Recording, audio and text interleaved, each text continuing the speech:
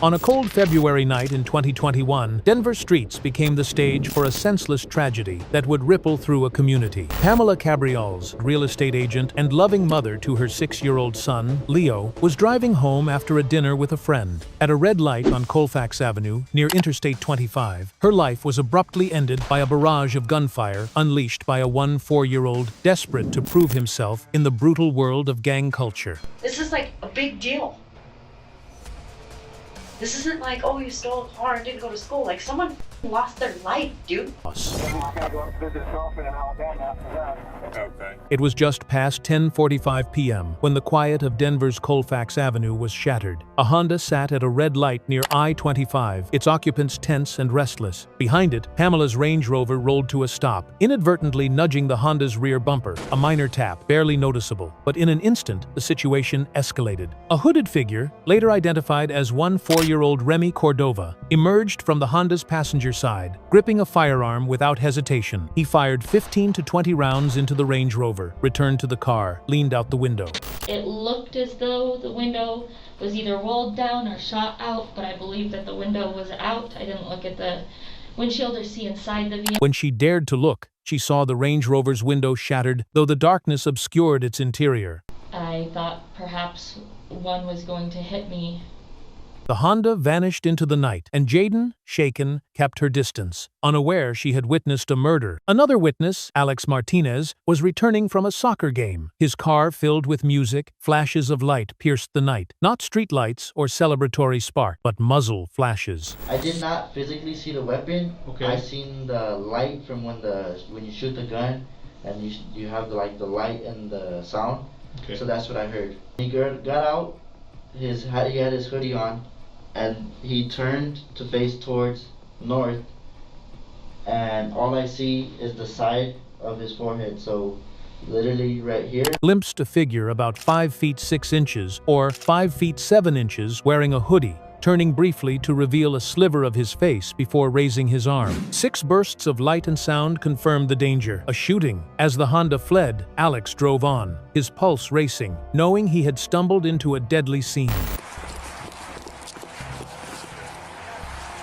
First responders descended on the Range Rover, finding Pamela slumped over, blood pooling from multiple gunshot wounds, some to her face. Ma'am, I'm gonna cut your seatbelt, okay? I'm Officer Leffer with the Denver Police Department, okay? "Ma'am, I'm going to cut your seatbelt," Officer Lou of the Denver Police Department said, his voice steady as he applied pressure to her injuries. "She's taken quite a few," he reported, confirming Pamela was alone in the vehicle. Hey, she took quite a few. About 4 or 5 rounds to the face. Paramedics scrambled, searching her purse for identification, but found no wallet. They struggled to adjust her seat, fumbling with electric controls, every second critical, one called, but the grim reality set in. Pamela's injuries were catastrophic. Officers surveyed the wreckage, counting bullet holes, 8 in the windshield alone, and collecting shell casings scattered across the pavement. The rear window was blown out, glass crunching under their boots. Eventually, a document revealed her identity. Pamela Cabrioles, a dedicated mother with no ties to crime or gangs. She fought for days in the hospital, but the damage was too severe. Pamela passed away, leaving her young son, Leo, to face a future without her. The next day, a Denver officer spotted the suspect's Honda, linked to a prior gang-related shooting at a McDonald's. When police attempted a stop, the occupants fled, sparking a high-speed chase that ended in a crash. 3 teens, Remy Cordova, 14, Nishan Johnson, 18, and a third minor, bolted from the vehicle, racing through a residential neighborhood. Surveillance footage captured 2 sprinting down a sidewalk before doubling back, eventually hiding in a shed. Police swarmed the area, arresting all 3 within minutes. Shell casings found in the car and shed matched the caliber used in Pamela's murder, tying the suspects to the crime scene. At the police station, Remy Cordova, the youngest suspect, was questioned with his mother present due to his age. Advised of his rights, his mother intervened, asking if police were referring to his street name, Little Row, before halting the interview. Remy remained silent, but his juvenile record and gang affiliations kept him under scrutiny. I'm dumb, so like, it's something totally different. Yeah. Are you guys done talking? Yeah. I'm gonna turn the video back on, okay? Yes, sir. Do you have my phone number? Nishan Johnson, the driver, was more forthcoming but inconsistent. He claimed he spent the day with his aunt and godsisters on Jewel Street, leaving around 11 p.m. when a friend picked him up. My auntie and my god sister on, it was like Jewel.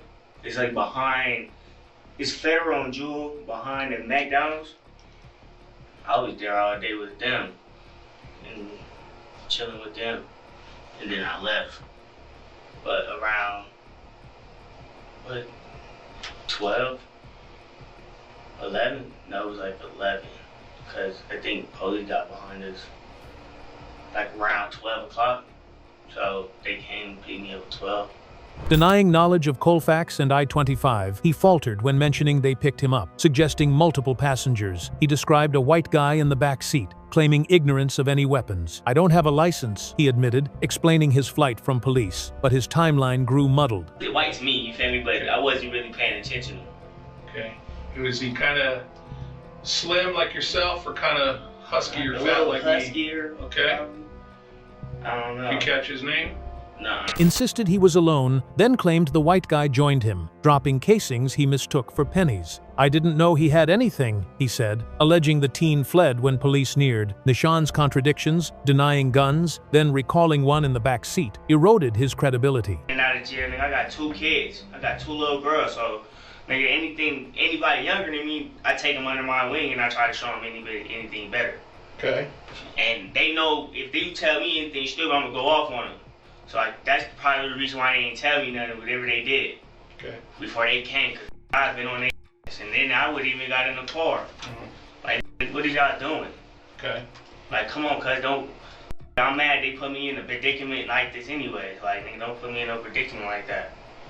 But The 13A minor provided the most detailed account with his mother and stepfather present. He admitted being in the Honda's back seat when a white van rear-ended them. "My friend in the front asked the driver if he could shoot, and he said, 'Yes,'" he said, naming Remy as the shooter. He described Remy exiting with an AR-15, firing 7 rounds, and returning. "I told him to get back in," he insisted, denying he fired the weapon, though he admitted pushing it aside, possibly leaving fingerprints. that's what they was telling me. You said, what was the conversation? Okay. You feel me? You said, what conversation did we have while the police was behind us? And who was We telling you to don't- go? Little bro, he was like, bro, just go. You feel me? I mean, don't have no license. You feel me? I'm not finna pull off. Did little bro say he was hot? Nah. Did he He's say? like, nigga, go. Okay. You know how nowadays this young generation is gonna run from the police or do anything from the police now, you feel me? So He claimed they drove to the driver's aunt's house, where he fell asleep, waking only during the police chase. The crash disoriented him, and he jogged away, fearing trouble over the stolen car and guns. "I didn't know someone died," he said, stunned by the news. His stepfather scolded him. "This isn't a game. Someone's dead." Despite inconsistencies, his account aligned with evidence, sparing him murder charges. yeah, nothing. You feel me? And cuz left the shed. I'm sorry, he did what? He went in the shed with me, you feel me? He came in the shed with me and him. But then after that, cuz left, you feel me? That's why I was the only in there, because he was like, "The police in here, cuz. They about to come in here," and then he left. And I wasn't finna just, because he wasn't going nowhere. He came in there with me. He dropped all the shells. And then after that, cuz was like, "Bro, the police, bro," and freaked. Prosecutors revealed Remy Cordova's chilling motive. At 14, he sought to climb the ranks of a local gang, where violence was a path to respect. The minor fender bender provided an opportunity to demonstrate his ruthlessness. The casual exchange, "Can I shoot?" "Yes," reflected the callous mindset fostered by gang culture, where human lives were secondary to status. Pamela, a stranger with no connection to their world, became a tragic casualty of this warped ambition. Remy's actions highlight the dangerous allure of gang life for vulnerable youth. Adolescents seeking identity and belonging are often drawn to gangs that promise power and protection. In Denver, where gang activity persists in certain neighborhoods, young teens like Remy face intense pressure to prove loyalty through violence. Psychologists note that such environments exploit developmental vulnerabilities, normalizing aggression as a rite of passage. Remy's decision to shoot wasn't just impulsive, It was a calculated act to gain status, underscoring the need for early intervention programs to steer youth toward positive paths. Remy, court of his case, too severe for juvenile court, was transferred to district court. Pushed it over, but I was not handling that gun. Okay. It was Remy, that's his gun. All right. If you would have pushed it over and touched it, what part would you have touched so I know? Like on the top, like on the stock, they call it the stock on the top. Right here, like, and then like right here, like okay. Next to the trigger, like, you know the little piece that comes down like this? Yes, sir. Yeah, like right there, because I had to move it away from me. Charged as an adult with first-degree murder and attempted murder, another driver was in the line of fire. He was convicted in November 2023, sentenced to life, with parole eligibility after 40 years. Remy, then 16, faced decades in prison. In court, he addressed Pamela's family. "I'm sorry for your pain, but I didn't do it," a claim contradicted by evidence. I really know I feel for y'all, and I understand completely, I'm terribly sorry for the pain that you guys feel, but I cannot take responsibility for something that I did not do. Nishan Johnson, the driver, was convicted in June 2023 of second-degree murder, attempted manslaughter, and vehicular eluding, receiving 35 years. His role in facilitating the shooting and fleeing police sealed his fate. The 13 Amperes faced no murder charges, as evidence pinpointed Remy as the shooter. Pamela Cabriols was a beacon of love and resilience. Her son, Leo, now faces life without her, asking heart-wrenching questions. "Who'll care for me if you die?" Both my son and I have gone through all grievance stages. What do you do when your child asks you, who's going to take care of me if you die, Daddy? I'm sad because I don't want to lose you. I remember going to this place with my mommy before she died. A GoFundMe for his college fund raised nearly $70,000, a testament to Pamela's impact. Her family keeps her memory alive, sharing stories of her warmth with Leo, ensuring he knows her love endures. Thank you for watching, and don't forget to subscribe for more true crime stories.